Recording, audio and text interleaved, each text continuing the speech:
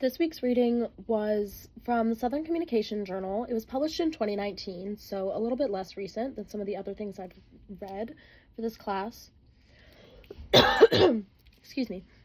It was titled, I'm a Southerner Too, Confederate Monuments and Black Southern Counterpublics in Memphis, Tennessee. It was written by Antonio de Velasco, and it was published in the University of Memphis. So, from my own background knowledge of Memphis, Tennessee, I know it has a huge Black population, and there's a lot of space in Memphis to appreciate Black culture. I have been there, and I saw a lot of Black people celebrating their culture in a lot of different ways. So, part of the issue in Memphis here that they addressed is there are a lot of statues of Confederate figures from the Civil War time. Most notably was one of Nathan Bedford. He was the founder of the KKK. So this was really interesting to me because we had a similar situation happen in Charleston. There was a statue taken down of another Confederate leader, and it was destroyed. So before even finishing the first couple sentences of this, I had my own preconceived notions, which I guess makes me a part of the audience, someone who needs to be persuaded by this information, because de Velasco was really looking at how this erasing of history affects everyone, not just the people in a certain race genre. So the audience was both Black and white people. And in my own opinion, I think that these statues can be taken down. I think the racist things that these people did was morally wrong. But I do not believe in erasing history. I think that is a naive thing to do, and we have learned that erasing history does not make it go away.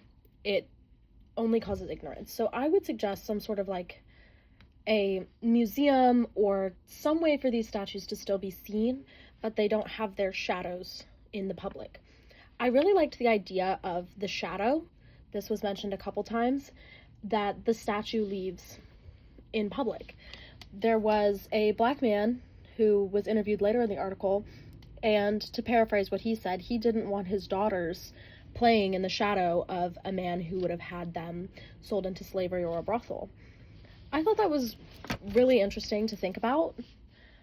Overall, the structure of the article was not my favorite. I really did not enjoy reading this.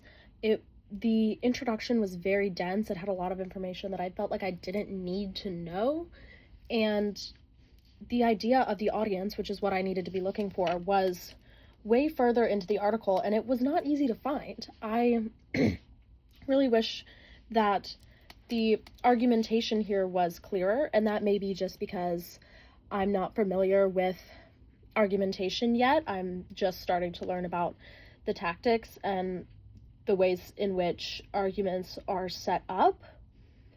But I don't know, the way it was written was quite difficult for me to understand. But back to the idea of these statues, because I was able to understand the argument in itself, even though I didn't not necessarily understand, but I didn't really like the way that the argument was formulated. One of the quotes that I thought was interesting was from a man named Fisher, and it said, "We ain't gonna stop at a statue. We come in for the whole system and structure of white supremacy and hatred and bigotry, and all of it is going to fall." That was a very powerful and opinionated quote, and I didn't see any quotes that strong or opinionated for the opposing side of the arguments. This led me to believe that the author had bias towards removing these statues, because there were arguments towards keeping them up and continuing to appreciate these white people, even though the things they did were morally wrong and unacceptable by today's standard. So I suppose